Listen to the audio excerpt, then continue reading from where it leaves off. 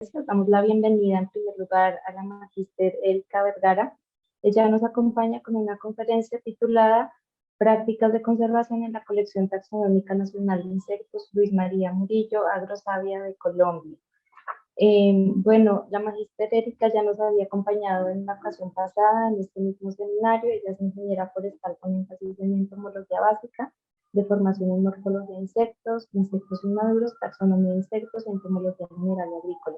Tiene una maestría en museología y gestión de patrimonio con experiencia en curaduría y administración de colecciones entomológicas, ambos títulos de la Universidad Nacional de Colombia, en Medellín y sede de Bogotá, respectivamente. Su experiencia se ha fortalecido con su trabajo desde 1998 en el Museo Entomológico de Medellín, a partir de 2000 en el Museo Entomológico UNAP y desde 2016 como curadora del CTNI Agrosavia, con diversas publicaciones en el área de la museología y entomología.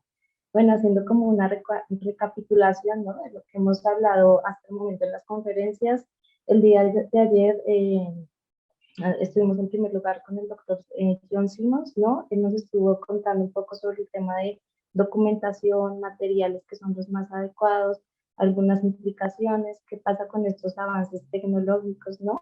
Y muchas veces como estos avances tecnológicos también ponen en riesgo la información, ¿no?, especialmente cuando se cambian los formatos. Igualmente también estuvimos hablando ayer con la magíster en ciencias Julieta Vargas, y ella nos habló mucho sobre el tema de la colección mastrozoológica en México, ¿no?, en la UNAM, ¿no?, la Colección Nacional de Mamíferos de la UNAM, algunos avances como es el manejo de la colección y algunas problemáticas también que se han tenido, y bueno, que se están reestructurando, ¿no?, una nueva sede gracias a una donación importante que tuvieron hace poco, digamos, el museo. Y finalmente la doctora Rita Gil Macarrón desde España nos contó un poco sobre algunas cuestiones de seguridad de los museos, algunas afectaciones que ha tenido el museo, ¿no?, pues, casos de expoliaciones, hurtos, ¿no?, que ocurrieron en el pasado y cómo se ha ido recuperando este patrimonio. Entonces, bueno, ese sería como un poco el contexto, ¿no?, para ver cómo lo que hablamos el día de ayer. Igualmente el día de hoy les estaremos transmitiendo la asistencia a todas las personas, ¿no? Recuerden que con el 80% de asistencia ya, digamos, les daremos su certificado. No siendo más, pues damos la bienvenida a la magíster Erika Vergara. Adelante.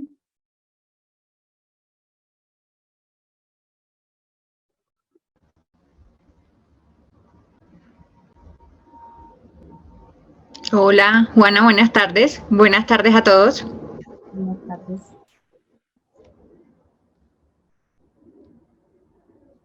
Buenas tardes, sí, Erika, ahí te escuchamos.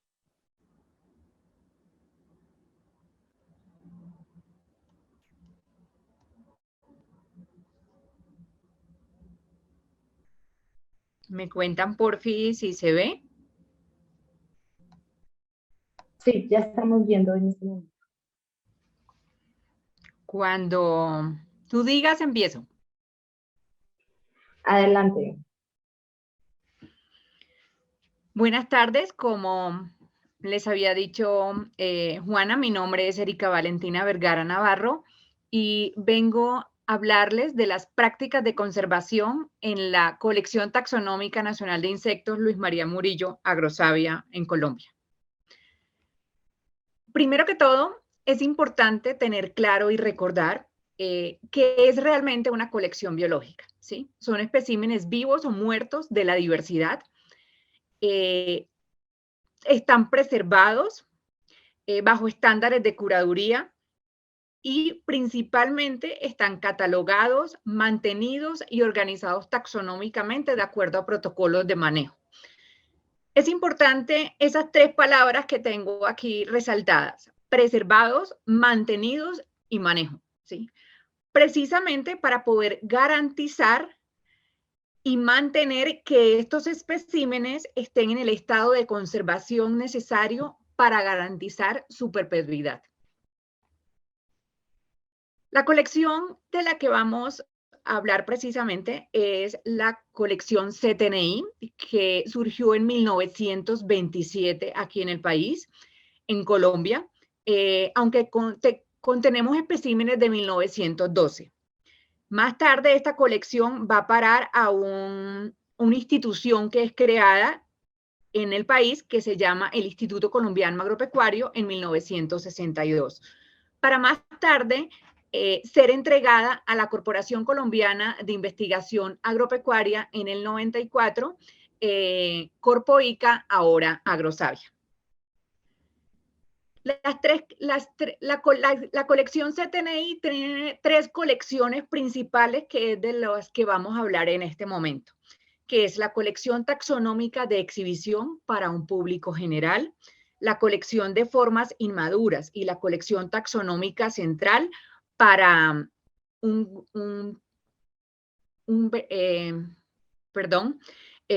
para un personal mucho más especializado que tiene ya unas destrezas para poder manipular los insectos.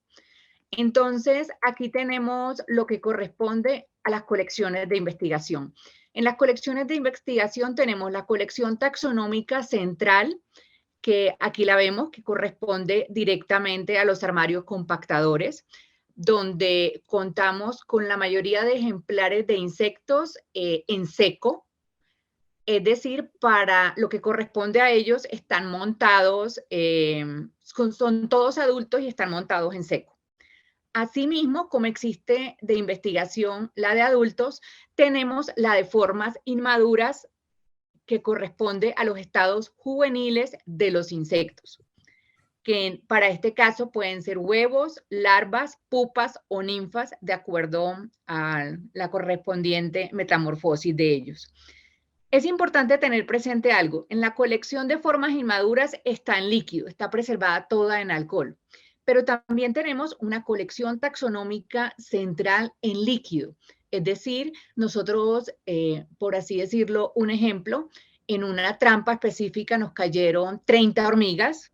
De las 30 hormigas, uno monta una muestra representativa que puede ser de 10 o 20 especímenes y los otros 10 restantes no se desechan en ningún momento, sino que simplemente quedan a ser guardados en líquido por si hay que hacer canjes con diferentes instituciones, respaldar para la parte de exhibición, ¿sí?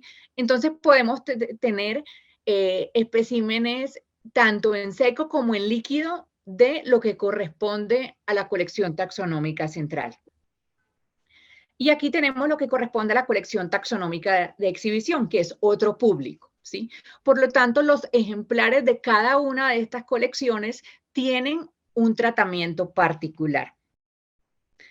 ¿Qué es lo primero, antes que nada, de un espécimen que va a ser entrado a una colección para garantizar la conservación de él a largo plazo? El correcto sacrificio de él, ¿sí? Cada insecto tiene una manera de ser sacrificada, permitiéndonos así que puedan ser conservados. Entonces, un ejemplo particular es que si tenemos insectos de órdenes muy grandes como Coleóptera, Hemíptera, que son los chinches, Coleóptera, que son los cucarrones, los himenópteras, que son las abejas, avispas y hormigas. Generalmente estos grupos de insectos se sacrifican directamente en alcohol o en cámaras letales, ¿sí? Pero si tenemos el caso de estos que se encuentran aquí a mano derecha, son estados juveniles, ¿sí? Aquí tenemos la larva de una mosca, la pupa de esa misma mosca, tenemos la larva de una mariposa, ¿sí? Ellos se sacrifican de otra manera. Generalmente lo que se hace es con agua caliente y se van pasando al alcohol al 96 y más tarde, una semana, semana y media después, alcohol al 76. Esto para garantizar que el ejemplar pueda permanecer, entre comillas, relajado, ¿sí? Entonces se pueda permitir su manipulación para su identificación más tarde y la correcta preservación del mismo. En cambio, aquí tenemos ejemplares como una polilla, aquí en la mitad de la diapositiva, y lo que vamos a encontrar ahí es que ella no se puede sacrificar en alcohol, sino en cámara letal. Asimismo ocurre con las libélulas, que son los odonatas, ¿sí? Entonces, cada tipo de insecto amerita un sacrificio diferente. Aquí tenemos otro grupo de insectos que corresponden a cochinillas. Cuando uno va a sacrificar estos insectos, generalmente no coge el insecto solo, tienes que coger una parte de la planta, porque él se pega tanto a la planta que si tú lo tratas de quitar con pincel o a la fuerza, por así decirlo, él se prende tanto su aparato bucal a la planta que lo terminas desmembrando y no puede ser útil más adelante en lo que corresponde a la identificación y a la preservación de los mismos. Esa es una parte, lo que entra por colectas, pero la otra parte es lo que venga ya de otras colecciones o que hay que hacerles como una cuarentena para asegurarnos que no viene con ningún otro insecto vivo de esos que se alimentan de colecciones y nos vaya a afectar la nuestra. Entonces, generalmente en la colección tenemos congeladores muy grandes, incluso tenemos cavas donde se mantienen a menos 20 y a menos 30 grados centígrados y los colocamos por 40 días. Eso lo hemos hecho con distintos grupos de insectos. Entonces, eso nos garantiza que el material que está ingresando ingrese en buenas condiciones. Es importante aquí tener presente lo que corresponde a las categorías de los especímenes y el tipo de preservación. Es decir, nosotros tenemos, para este caso, son invertebrados, concretamente insectos. Eso es lo que vamos a trabajar. Aquí tenemos en la izquierda un cucarrón de la familia Melolontidae, tenemos un chinche en la parte intermedia y un mariapalito en la parte derecha. Entonces, estos ejemplares se van a manejar en seco o en líquido, como ya les había informado. Para el caso de seco tenemos el ejemplar, el cuerpo como tal del insecto, aquí lo encontramos, ¿sí? Ya está montado en este caso, ya están rotulados, en este caso ya están catalogados y sistematizados, ¿sí? O sea que ya han pasado niveles mucho más depurados de lo que corresponde a la curaduría de ellos. En lo que corresponde a ejemplares en seco, no solamente tenemos el insecto en cuestión, sino tenemos algo que corresponde a las colecciones extendidas. Como nuestra colección es de importancia agrícola, es importante albergar todo lo que haga parte del fenotipo extendido de la especie. Entonces, para este caso, tenemos la pupa de esta especie en particular y tenemos en este caso la casa, que es donde vive esa especie, ¿sí? Entonces, a eso nos referimos con colección extendida. O sea, en este caso tenemos la exuvia de la pupa y tenemos la casa donde vive la larva de esa especie. Lo que corresponde a los ejemplares en líquido, tenemos los juveniles o inmaduros, como es el lado de la parte izquierda, que tenemos una larva de un psíquide, que es una polilla. Pero también tenemos lo que corresponde a lo que les había explicado de los especímenes de adultos que deben de ser almacenados en líquido. Aquí tenemos varios del grupo de las microavispas, microhimenópteras, que deben ser depositados en líquido porque ellos empiezan a colapsar. Y tenemos otro grupo de insectos que tiene que ver con preparaciones microscópicas o placas, donde son insectos tan diminutos que para poder ser trabajados se miran directamente en el microscopio, por lo tanto se tienen que montar en placas y esa es la manera en cómo se almacenan. No solamente en la placa, sino que también tenemos ejemplares en líquido, incluso tenemos casos de lo que tiene que ver con los daños de esas mismas especies. Entonces, recordemos, es importante que para una buena preservación de ese espécimen pasemos por una cantidad de pasos que nos ayudan desde el mismo sacrificio a asegurarnos que el espécimen llega en buenas condiciones. Entonces tenemos un sacrificio, un montaje del mismo, un correcto montaje del mismo y una rotulación. Es la parte básica que corresponde a esto. Entonces, lo que corresponde a material seco, tenemos que después de sacrificar el espécimen, ¿sí? Ya pasó ese proceso. debemos de montarlo, ¿sí? Los montamos según normas claras establecidos de acuerdo a los diferentes grupos de insectos. Entonces, algunos van pinchados directamente, otros van directamente en triángulo. Por lo menos en el caso de las mariposas o polillas se le deben de extender las alas. A veces por espacio solamente se le extiende las alas derechas, ¿sí? Realmente porque son especímenes muy grandes.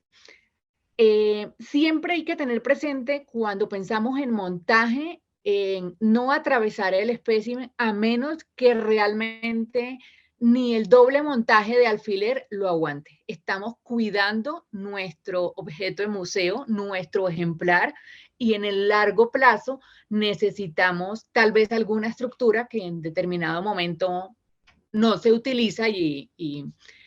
A pesar de que en el caso de insectos tenemos la simetría bilateral, que es una justificación de por qué se pueden atravesar algunos insectos. En esta parte tendremos lo que tiene que ver con especímenes muy grandes que corresponden al grupo de los escarabajos. Estos grupos de insectos, generalmente por ser tan grandes, tan robustos, tan distendidos, a veces se les saca a algunos de ellos lo que corresponde a la parte reproductora, a la parte digestiva, ¿sí? Que es la que pueda hasta permitir que se puedan pudrir en determinado momento. Por eso es importante el secado de acuerdo a los distintos grupos de insectos. Tenemos el montaje, aquí les estaba diciendo, se puede ser pinchado directamente en el alfiler. Aquí tenemos lo que tiene que ver con el doble triángulo o un solo triángulo, ¿sí? Eso nos permite la manipulación del insecto y poderlo trabajar bien, o lo que tiene que ver con las placas. En la parte de montaje es clave tener presente en los materiales que se utilizan. Por lo menos en este caso tenemos lo que tiene que ver con alfileres entomológicos, ¿sí? El alfiler entomológico tiene la garantía que dura mucho tiempo porque es de acero inoxidable. Entonces uno mira realmente la calidad del mismo, ¿sí? Y básicamente es como si uno se casara con ciertas compañías porque garantizan que son buenos alfileres. Asimismo, existen alfileres entomológicos tanto para climas secos como para climas húmedos que también nos ayudan a preservar el ejemplar. No solamente tenemos el montaje, sino que cuando ya tenemos colecciones, y precisamente porque son colecciones hay que cuidarlas, uno no tiene por qué desechar especímenes, tenemos que aprender a remontar especímenes que por X o Y razón llegaron a ese estado. Entonces aquí tenemos unos insertados con alfiler de costura, aguja de costura. Este es una evidencia que tenemos de un espécimen en un alfiler oxidado, ¿sí? El hecho de que esté en un alfiler oxidado precisamente puede hacer que él se rompa y se deteriore el espécimen. Aquí tenemos cuando el alfiler se dobla, ¿sí? Miren que para el caso de lo que corresponde a un remontaje es mucho más fácil y queda mejor protegido el insecto si lo teníamos montado en triángulo a que si lo teníamos atravesado directamente. Tenemos lo que tiene que ver con la rotulación, los datos de él, y ahí hay que trabajar muy bien lo que tiene que ver con papeles y pegantes libres de ácido. Acuérdese que tenemos nuestro ejemplar, que es el insecto, pero tenemos que hacer que todo lo que esté alrededor de él y que tenga contacto con él no vaya a afectar negativamente. En el caso de nosotros en la colección, utilizamos opalina, que es un papel libre de ácido en distintos gramajes de acuerdo a lo que necesitemos. Alcohol polivinílico. Antes utilizábamos otro tipo de pegantes, pero recientemente hemos estado empezando a trabajar con alcohol polivinílico. Aquí tenemos una parte de lo que corresponde a frasquitos para lo que corresponde a nuestra colección en líquido.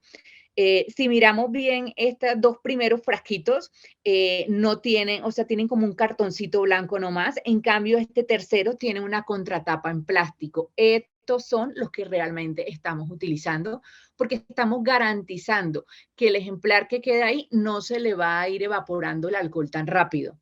Entonces, no solamente tiene su tapa, sino su contratapa en plástico, garantizando que el alcohol no se va a evaporar y no nos va a deteriorar el espécimen. Aquí tenemos, cuando son especímenes muy grandes, pues tenemos vidrio. Generalmente en lo que es la colección de investigación trabajamos es vidrio. Y para el caso de este frasco, que ya es mucho más grande, siempre hay que tratar de que las tapas sean de rosca completa, ¿sí? Porque precisamente hay un buen sellaje. Y lo que tiene que ver con las placas. Ahí, después de que ya tenemos el espécimen montado, rotulado, o sea, ya tuvimos un contacto que tiene que ver con el alfiler, con el papel de la opalina, los rótulos, tenemos lo que corresponde a la organización dentro de la colección. Entonces, aquí tenemos a mano derecha las cajas Ward y lo que corresponde aquí a mano izquierda, una caja entomológica Cornell. Entonces, esa es la manera en cómo se organiza adentro. Siempre es importante también que para nuestra preservación de nuestros especímenes, ellos no se toquen entre sí, ¿sí? Para que realmente no vaya a haber una mala manipulación y que se puedan deteriorar las patas, las antenas, las alas, ¿sí? Entonces, eso también hace parte de una conservación preventiva, es cómo los organizamos para que no se vayan a maltratar entre sí. Aquí tenemos lo que tiene que ver con la curaduría de placas. En el caso de lo de placas, es importante que ellas queden todas, digamos que en sentido horizontal, para que la sustancia que está adentro protegiendo el insecto, o sea, que permitió la manipulación de él en placa, pueda ser, no se vaya a escurrir, por así decirlo, o sea, la gravedad no afecte sobre ella. Por eso ellos siempre van paraditas en cajas para placas. Lo que corresponde a las condiciones ambientales, ya estamos hablando de cosas mucho más grandes, ya salimos de la caja Warts, de la gaveta Cornell, estamos hablando exactamente de los compactadores y lo que corresponde a las condiciones ambientales. Es controlar todo lo que de una u otra manera pueda afectar el espécimen. Entonces, para este caso es la temperatura y la humedad. Aquí tenemos para este caso lo que tiene que ver en la colección, tenemos, hubo un error al comienzo y es que hicieron unas ventanas, ¿sí? Las colecciones donde está la parte de investigación, la colección como tal no debe tener ventanas, entonces aquí colocamos un blackout, si lo miramos en la foto de la izquierda, y en la foto de la derecha tenemos unos sensores que constantemente están midiendo la temperatura y la humedad. Eso nos garantiza un correcto seguimiento de las condiciones ambientales de la misma. Para lo que tiene que ver con un público general, tenemos la colección taxonómica de exhibición. Miren que aquí tenemos directamente también insectos, ¿sí? Es importante que son funciones diferentes las que cumplen los diferentes, en las diferentes colecciones. La colección que corresponde a la de investigación tiene que ser cuidada como patrimonio desde el punto de vista de la investigación, de todo lo que se puede trabajar con esos especímenes, como son poblaciones, biodiversidad, historia natural, distribución, ¿sí? Y aquí lo que tiene que ver con esta colección de exhibición es sensibilizar a un público sobre este grupo de organismos, ¿sí? Aquí les da más luz que en la otra colección. En la otra colección, miren que está encerrada en compactadores, lo cual permite que no entre la luz, ¿sí? Sino solamente cuando uno va a trabajar los insectos, pero aquí está entrando constantemente la luz. Por fortuna, es lo que tiene que ver con luz LED, ¿sí? Que es menos dañina. Porque lo que tiene que ver con la luz solar o las otras luces van deteriorando con el tiempo los ejemplares. Tenemos insectos que perfectamente en una colección de exhibición pasan del color negro, un cucarrón, al color rojo precisamente por la decoloración del mismo. Aquí tenemos otras colecciones de exhibición en otros centros de investigación, como por lo menos esta está en zona bananera, en el municipio de zona bananera, en el Magdalena. Miren que aquí exactamente vuelve y juega lo que tiene que ver con la luz, pero aquí tenemos más problemas de lo que corresponde con la temperatura y la humedad, porque precisamente el espacio no tiene aire acondicionado en ese momento. O sea, que cada una es específica. O sea, a pesar de que es una colección de exhibición, por eso no la vamos a tratar por debajo, hay que asegurarle la calidad también y que los especímenes duren a largo plazo también. No tendrán el mismo tiempo que tendrán en una colección de investigación, pero sí debemos de garantizar lo mínimo que ella se afecte por el transcurso del tiempo. Entonces, mire, aquí tenemos lo que tiene que ver con la diversidad del orden de cucarrones. Aquí tenemos específicamente como una silueta de lo que corresponde a una mosca. Entonces, básicamente es importante tener presente, o sea, desde el mismo sacrificio del ejemplar hasta su organización dentro de la colección y su mantenimiento para asegurar la conservación del mismo y la perpetuidad de él durante mucho tiempo. Y a pesar de que sea una colección de investigación o de exhibición, tenemos que garantizar todo lo que se pueda para permitir que estos especímenes logren perdurar, como les había dicho. De acuerdo a eso, tenemos que tener claro entonces lo que les dije ahorita, de acuerdo a el tipo de ejemplar, si es colección extendida, como en el caso de pupas, como es en el caso de casas, y lo que tiene que ver directamente con el material en líquido. Entonces, son varios puntos que hay que tener presentes y eso es lo que se trata en todo momento de lo que corresponde a la conservación, a la preservación y al mantenimiento y sostenimiento de la colección a largo plazo en sus especímenes. ¿Dudas? Yo los escucho. Estas son cosas muy particulares que ya tienen que ver es con divulgación, ¿sí? Y es cómo llegar a un público general a través directamente de las redes sociales, ¿sí? En la página de la colección, tenemos el insecto del mes, tenemos videos multimedia que se van subiendo cada rato. Aquí pueden ver por lo menos la colección CTNI, tiene una parte que se llama la visita virtual, están cordialmente invitados. Muchas gracias. Bueno, muchísimas gracias, estimada Magister Erika. Ha sido como muy gustoso escucharle nuevamente.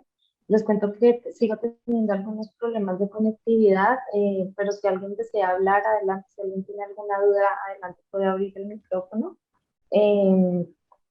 No sé si alguien quiera de pronto levantar la mano o algo así, y con eso vamos sabiendo quiénes quieren hablar. Yo tenía algunas dudas también, especialmente sobre, bueno, con estas colecciones entomológicas que van creciendo y crecen, digamos, porque se hace cada vez más investigaciones, si se plantea algún tipo de, bueno, cuántos ejemplares máximos puedo recibir de determinado tipo, o si no hay como un límite a esto. Realmente sí hay un límite porque no habría colección que pueda albergar, digamos que la cantidad de especímenes por un grupo en particular. A eso me refiero, no que hay unos que se descarten o algo así, sino hablemos de los insectos sociales, ¿sí? En el caso de las hormigas. En una trampa no me caen 10, 20 ni 30, ¿sí? Va pasando el hormiguero completo y me cae todo en la trampa, ¿sí? Lo que tratamos en la colección es de montar 10 ejemplares por municipio o por planta asociada, ¿sí? Para poder permitir formar una colección de referencia no solamente a nivel de especies, sino de las distintas poblaciones, ¿sí? Ese número puede ir disminuyendo, es decir, yo puedo tener 10, pero en determinado momento puedo duplicar en otra colección y eso me baja, porque acuérdense muy bien que una manera de proteger las colecciones es también duplicándolas en otras, ¿sí? Entonces, no sé ahí si te contesté la pregunta. Cuando por lo menos sacrifico especímenes de algo en particular que necesito, por lo menos en la parte agrícola se cría mucho, generalmente que son larvas que necesitamos criar, recogemos 30, ¿sí? De esos 30, yo me aseguro de sacrificar, por así decirlo, 7 larvas en el último ístar, 7 pupas, los adultos que me van saliendo, ¿sí? Entonces mira que ahí la colección no sería de 10, sino de muchos más ejemplares, pero siempre hay como un límite de una u otra manera. Y si no, hay especímenes que se pueden ir almacenando en líquido, pero ellos también se curan y tienen la respectiva catalogación, sistematización y todo para... O sea, no todo tiene que estar en seco. Hay material que puede estar en líquido, pero siempre con la respectiva curaduría. Bueno, María Camila Patiño nos pregunta, buenas tardes, quisiera preguntar qué estrategias usan para el control de plagas en espacios de reserva de colecciones, más allá de la cuarentena y control de condiciones medioambientales, si existe algún plan. Uno siempre está revisando la colección cada 3, 4 meses, ¿sí? Hay especímenes que hay grupos de insectos que son mucho más sensibles a plagas que otros. Por lo menos uno puede ver que en el caso de insectos, los melolontides son muy sensibles, pero más que todo por plagas que son cucarrones, pero también pueden haber zocópteras que los afecten. Entonces, esos focos es importante tenerlos presentes, pero en el momento en que nosotros veamos un problema de plagas, hay que controlarlo rápido y generalmente se utilizan venenos, o sea, químicos que son, que se evaporan, ¿sí? O sea, pasan del seco directamente al vapor.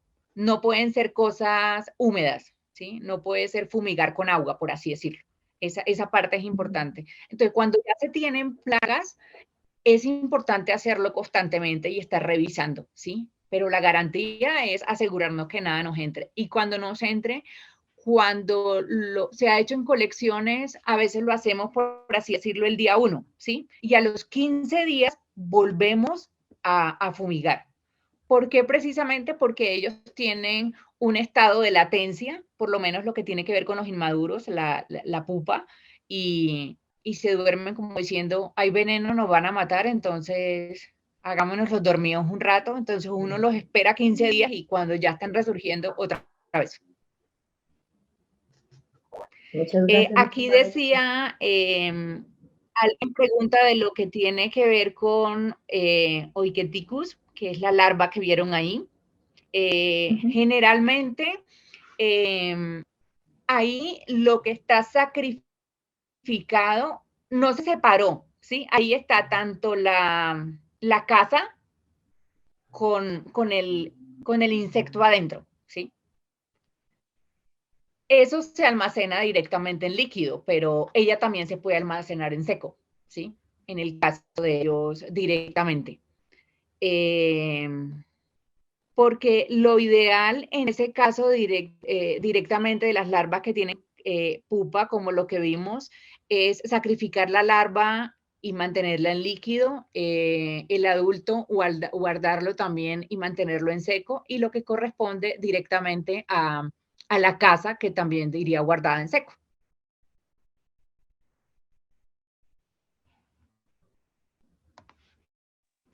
Aquí Hay no otra veo pregunta sobre más. el daño de especímenes tipo. ¿Qué pasa si se dañan por tema de hongos o por, o sea, qué hacer si se dañan los especímenes tipo?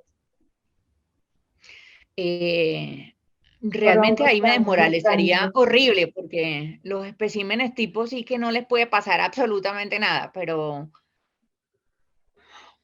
el proceso de hongos existen muchas soluciones que dan, o sea, precisamente hay personas que utilizan timol, hay personas que utilizan directamente sustancias que ayudan a controlar el hongo. Es muy particular, yo no trabajo la parte de microbiología, pero hay que controlarlo bastante porque lo que tengo entendido es que es como si él se durmiera, pero apenas tú les des las condiciones, nuevamente se dispara. Entonces, no solamente es cuidarlo y asegurarnos que va a bajarle el hongo, sino asegurarnos de garantizar que en el largo plazo las condiciones están bien. Yo pienso que en los sitios donde no contamos con aire acondicionado y el clima es digamos que templado para el tipo de colecciones. Yo apoyo en algunas cosas mantener las colecciones curadas en líquido, ¿sí? Porque precisamente mantenerlas en seco también te implica más espacio, más personal montando. Entonces, de acuerdo a los recursos que se tenga, es importante por lo menos conservarlas y sean líquidos. Muchas gracias, estimada Erika. Daphne tiene otra pregunta. Doctora, excelente. ¿Tienes una consulta recomendable utilizar láminas de corcho dentro de la caja entomológica? Es decir, que sirvan como base donde estará el espécimen. A mí realmente el corcho no es que me guste tanto, ¿sí? Hace poquito estuve en una capacitación y la profesora nos decía, existen materiales, por lo menos el corcho es, digamos que biológico, por así decirlo, que puede ofrecerle cama y comida a otros organismos. Entonces, es mucho más factible que un insecto pueda llegar a la colección si yo le estoy ofreciendo esas cosas. Por eso es tan importante la limpieza, estar revisando el polvo, ¿sí? Entonces, yo no te recomendaría corcho, yo prefiero el jumbolón. El jumbolón es sintético y de una u otra manera me ayuda en el largo plazo, ¿sí? Se puede limpiar con más facilidad. Listo, muchas gracias, estimada Erika. Ayer justo surgía como, bueno, un tema y es el aire acondicionado. O sea, entiendo que muchas colecciones de insectos manejan este tema de aire acondicionado y, o sea, ¿esto qué tan efectivo sería para el control de plagas? Se ha entendido que muchos insectos también entran en diapausa cuando baja la temperatura, ¿no? Lo que me hace el aire acondicionado no tiene que ver directamente solamente con plagas, sino directamente con lo que tiene que ver con las oscilaciones que hay de temperatura y humedad que se dan en el mismo día y que pueden afectarme el ejemplar. Para garantizar lo de plagas, para mí es congelador y estar revisando constantemente el foco, ¿sí? Porque también es importante lo del aire en ciertos sitios, precisamente por las oscilaciones entre temperatura y humedad pueden surgir microorganismos como hongos. O sea, no, a veces el hongo es mucho más complicado también que la misma plaga. O sea, en el caso de lo poquito que conozco, la plaga tarde o temprano sí la puedes como erradicar, controlando la punta de insecticidas y ese tipo de cosas. Pero el hongo, la parte que trabaja en más microbiología, tengo entendido que él como que es como si uno lo controlara un rato, como si se durmiera, ¿sí? El insecto sí se Mm. muere, a menos que le dejaste a alguien vivo. Pero el hongo sí es como si se durmiera y en cualquier momento tú lo cambias de condición y ahí despierta otra vez. Entonces, para mí es clave controlar antes de entrar a la lección. Y controlar implica desde el buen sacrificio a congelador. Y si hay especímenes que tienen el problema de plaga, hay que vigilarlos constantemente. Listo, muchas gracias, estimada Magister. Otra pregunta, pues ayer justo conversando con el doctor Simos, una de las cosas que nos decía es, bueno, ¿qué pasa con estos nuevos sistemas de documentación y toda la digitalización de colecciones y cómo muchos de estos equipos han sido, se han vuelto obsoletos a lo largo del tiempo, ¿no? Entonces él nos decía cómo la documentación original, ¿no? La que se hacía a mano, que se lleva muchos libros de contabilidad, logra como preservar de esta manera la información. Sin embargo, también veíamos, ¿no? En la conferencia con la doctora Rita, que la documentación puede ser bien interesante en temas de digitalización, especialmente para evitar expoliaciones, robos y manipulación de la colección que pueda derivar como en deterioro. Entonces quería indagar un poco como su opinión al respecto entre pues, la documentación más antigua y estas nuevas formas de digitalización y ¿cierto? Y redes de información sobre colecciones. La colección, como es viejita, aunque hay unas mucho más viejitas, tenemos tenemos muchas cartas, por así decirlo, de la época del 70 o 90, ¿sí? Cartas que iban y venían de Colombia, Estados Unidos, Colombia, con las identificaciones de los ejemplares, ¿sí? Todo ese material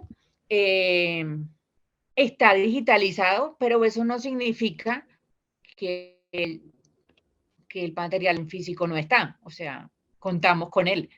Simplemente que lo cuidamos de otra manera precisamente por lo que estás diciendo, la manipulación, muchos papeles, inclusive a pesar de que son de vieja data, no son libres de ácido.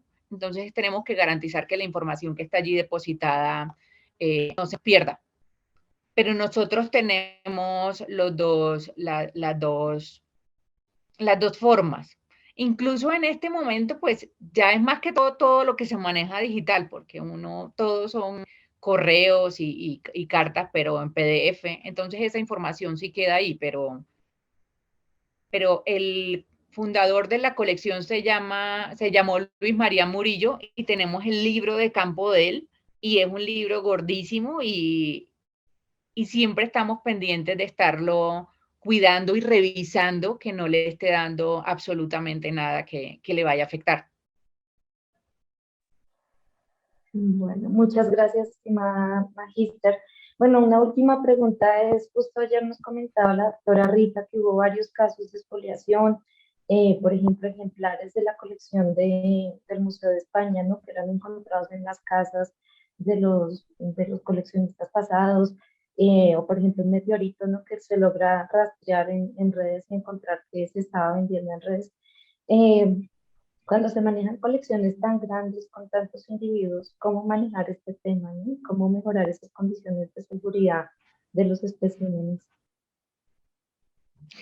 Pues realmente nosotros, o sea, lo principal, en la única manera en que uno le puede hacer un seguimiento estricto es cuando yo ya lo tengo catalogado con un número y casi que puedo hacer inventario y decir dónde está el ejemplar, ¿sí? Pero en la colección CTNI, ¿quiénes pueden entrar directamente a la colección de investigación? Solamente personal autorizado.